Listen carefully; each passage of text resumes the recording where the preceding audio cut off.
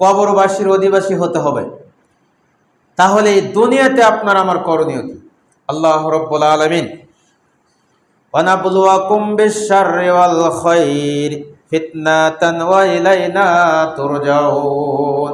ওয়ানাবলুয়াকুম বিশ-শাররি ওয়াল খাইর ফিতনাতান ওয়া ইলাইনা তুরজাউন।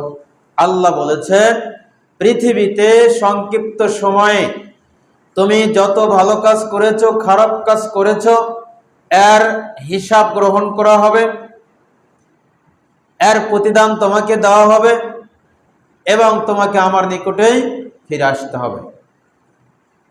আল্লাহ বলেছেন, আল্লাযী খালাকাল মাউতা ওয়াল হায়াতা লিয়াবলুয়াকুম আইয়ুকুম আহসানু আমালা। আল্লাহ বলেছেন, আমি খালাকাল মাউতা ওয়াল হায়াত, সৃষ্টি করেছি মৃত্যু এবং জীবকে